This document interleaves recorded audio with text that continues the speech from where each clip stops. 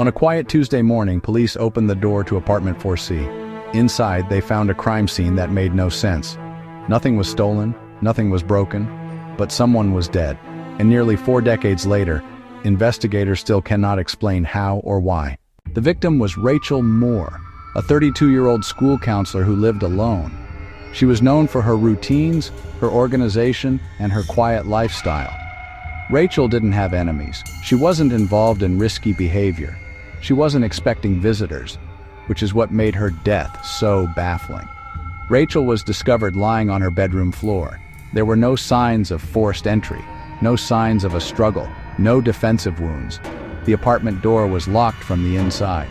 At first, police suspected a medical emergency, but the autopsy revealed something far more disturbing. Rachel had died from asphyxiation. Not accidental, not self-inflicted. Someone had deliberately cut off her air supply, but there was no weapon, no ligature marks, no fingerprints. It was as if the method of murder had vanished along with the killer. Investigators searched every room. Windows were sealed. The balcony was inaccessible. The vents were too small for entry. The apartment appeared undisturbed. No missing valuables, no signs of robbery, no evidence of a break-in. It was a locked room mystery in the truest sense. Police reconstructed Rachel's final day. She left work at 5:14 p.m., stopped at a grocery store, returned home just before 6. Surveillance footage showed her entering her building alone. No one followed her inside, no one exited shortly after. Neighbors reported nothing unusual, no raised voices, no sounds of distress, no late-night visitors. Rachel's phone showed no calls or messages after 7:06 p.m. And then, nothing. Detectives focused on the building's security. The main entrance was locked overnight. The side door required a key. The elevator cameras showed no suspicious activity. Whoever killed Rachel either had access or left no trace of entering or leaving. The case drew media attention. Headlines described it as the impossible crime. Experts were brought in. Forensic specialists, behavioral analysts, cold case consultants. Each reviewed the evidence. None could offer a logical explanation.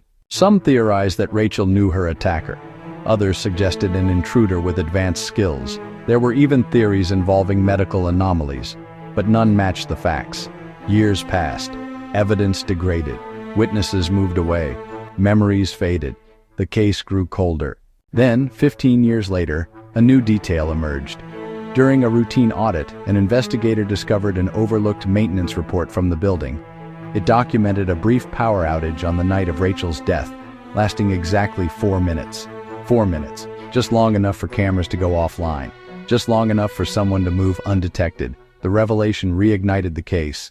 Investigators re-examined building staff, maintenance workers, contractors, former employees. One former worker had been dismissed weeks before Rachel's death, but by the time police located him, he had died.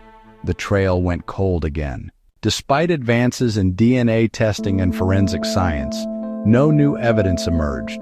No usable DNA, no fingerprints, no conclusive suspects. The case remains officially unsolved. Today, Rachel Moore's apartment has new tenants. The building has been renovated, the cameras replaced. But the crime remains unexplained. How did someone enter a locked apartment, commit a murder, leave no evidence, and disappear without a trace? This is the crime that still doesn't have a logical explanation. And after all these years, it may never. What do you think happened inside that apartment? Share your theory in the comments. Subscribe to Midnight Case Files for more unsolved mysteries, cold cases, and true crime stories.